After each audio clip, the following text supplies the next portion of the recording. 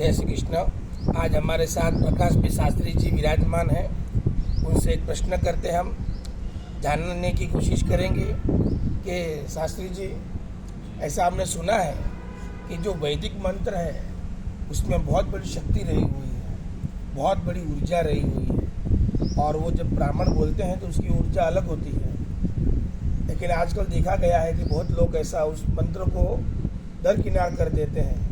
उसके ऊपर आपका क्या विचार है? जय श्री कृष्ण, वंदन आप सभी को। महेश भाई, जैसे हम जानते हैं कि देवाधीनम जगत सर्वं मंत्राधीनश्च देवता ते मंत्रा ब्राह्मणाधीन तस्मात् ब्राह्मण देवता। पूरा जो जगत है सर्वकर्तुम समर्थ ईश्वर, पूरा जो जगत है वो भगवान के अधीन है। भगवान जो चाहे वो करते हैं, लेकिन भगवान ईश्वर जो है वो मंत्र के अधीन रहते हैं। आज भी कर्मकांड क्षेत्र में किसी मंदिर की प्रतिष्ठा हो, पूजा हो, यज्ञ हो, तो बिना मंत्रों के वहाँ देवों का आह्वान होता नहीं है। तो आदि यज्ञों में, प्रतिष्ठा यज्ञ में इन देवों के साथ मंत्रों का आह्वान करने पर ही वो देव वहाँ बैठते हैं। भो गणपति यह गच्छ यह तिष्ठ गणपते नमः, वहाँ गणपति विराजमान होते हैं। और आज के युग में, आज के समय में, मैंने महेश भाई बहुत जगह देखा है और मंदिरों में जाता हूँ तो वहाँ के तो बहुत सुंदर मूर्ति है। तो प्रतिष्ठा कब हुई? तो वो लोग कहते हैं नहीं महाराज, प्रतिष्ठा तो नहीं हुई, महापुरुष आए थे हमारे तो उन्होंने हाथ लगा दिया और प्रतिष्ठा हो गई। तो ऐसे देवों की प्रतिष्ठा होती नहीं है। कहना नहीं चाहिए, लेकिन लास्ट टाइम मैं यूएस गया था तो वहाँ पर एक मंदिर में गया था तो मैंने देखा लोग आ रहे हैं, देख रहे हैं मूर्ति को और चले जा रहे हैं। मतलब भाव वहाँ प्रकट नहीं होता। जहाँ पर मंत्रों का विद्यमान नहीं है, मंत्र जहाँ नहीं बोले जाते, वहाँ पर केवल एक मूर्ति समान ईश्वर रहते हैं। और मंत्र जिस मूर्ति में आह्वान होते हैं वो साक्षात भगवान वहाँ के दर्शन होते हैं। तो महेश भाई, मैं तो यही कहना चाहता हूँ कि मंत्र सिद्धि है वो देवों के प्रतिभाव है।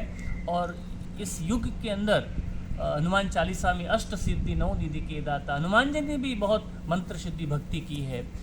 तो आदि युग में मंत्र शक्ति बहुत है और बिना मंत्र देव बैठते नहीं है। हाँ, महापुरुषों का आप स्वागत करो, महापुरुषों का आतिथ्य करो, लेकिन हम कहते हैं कि महापुरुष आए थे और मूर्ति को हाथ लगा दिया तो प्रतिष्ठा होगी। तो ऐसे नहीं, मंत्र अधीन है देवता, मंत्राधीनश्च देवता।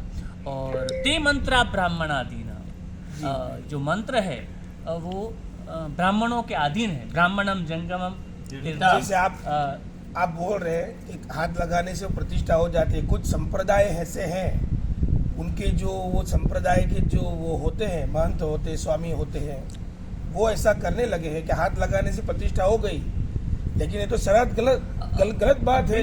हाथ लगाने से प्रतिष्ठा कैसे हो जाती है शास्त्री? बिल्कुल महेश भाई, ये आप और हम संप्रदाय का किसी का नाम यहाँ पर नहीं लेना है, लेकिन सब जानते हैं कि करोड़ों का खर्च कर देते हैं और हाथ लगाया तो प्रतिष्ठा होगी, ऐसा तो है नहीं। जी। मंत्र अधीन देवता है तो बिना मंत्र पढ़े आप मूर्ति वहाँ पर भगवान बैठ ही नहीं सकते। नहीं बैठ सकते, सही बात।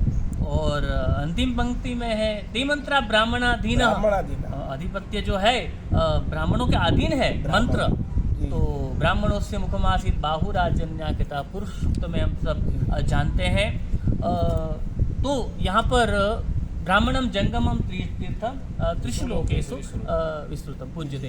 तो ब्राह्मणों जहाँ चलते हैं वहाँ पर तीर्थ भी चलते हैं। तो ये मंत्र शक्ति है वो ब्राह्मणों के अधीन रहती है। तो मैं सबको यही प्रार्थना करूँगा कि बिना मंत्र के आप यज्ञ वगैरह, ठीक है, भाव एक बिना भाव एक अलग वस्तु है, लेकिन पत्रम पुष्पम फलम, तो यहाँ पर नहीं कोई वस्तु है, वहाँ पर पत्र पुष्पम लिखा है। लेकिन जहाँ पर सब कुछ आपके पास है फिर वहाँ आप बोलोगे पत्रम पुष्पम, तो ये तो अस्वीकृत है, ये स्वीकृत नहीं है। तो मंत्र की शक्ति महेश भाई बहुत रहती है और देव मंत्र से प्रसन्न होते हैं। यानी आपका कहना यही है कि मंत्र अगर ब्राह्मण के मुख से हो और वो बिल्कुल। विधि विधान से कर्म किया हो, बिल्कुल तब जी। जाके वो प्राण प्रतिष्ठा मूर्ति होती है। बिल्कुल। सारे भक्तों को भी मैं ये कहना चाहता हूँ कि ब्राह्मण के द्वारा जो प्रतिष्ठा की जाती है वह 3 दिन 5 दिन की जो भी प्रतिष्ठा है, उसी मूर्ति के दर्शन करने से वहाँ आप अपनी विश लेके जाइए, अपनी आस्था लेके जाइए, वही आपको पुण्य देती है, वही आपको फल देती है। अन्यथा सारे दार्शनिक मूर्ति है, उसका कोई प्रयोजन अर्थ रहता नहीं है। जय श्री कृष्ण। जय श्री कृष्ण। वंदन।